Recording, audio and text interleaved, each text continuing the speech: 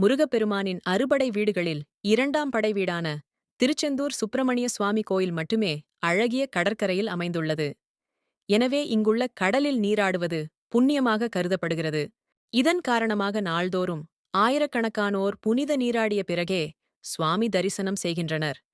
அவ்வாறு புனித நீராடுபவர்கள் பரிகாரமாக நினைத்து தங்கள் பாவங்கள் நீங்குவதாக கருதி தங்களின் உடைகளை கடலில் கழற்றி விடுவது தற்போது அதிகரித்துள்ளது. கடல் தன்னுள்ளே வரும் பொருட்களை மீண்டும் கரைக்கு கொண்டு சேர்ப்பதால் பக்தர்களால் கழற்றிவிடப்பட்ட துணிகள், ஆடைகள் முதலானவை கரையில் குவிந்து கிடக்கிறது. அதனை திருக்கோவில் தூய்மைப் பணியாளர்கள் சேகரித்து பெரும் சிரமத்துடன் அப்புறப்படுத்தி வருகின்றனர்.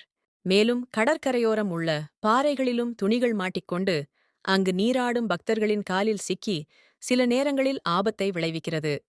எனவே புனித நீராடும் கடலையும் பக்தர்கள் அமர்ந்து காற்று வாங்கும் கடற்கரையினையும் சுகாதார சீர்கேடு ஏற்படுத்தும் விதமாக துணிகளை போடுவதை திருக்கோவில் நிர்வாகம் தடுத்து நிறுத்த வேண்டும் என பக்தர்கள் மற்றும் பொதுமக்கள் கோரிக்கை விடுத்துள்ளனர்.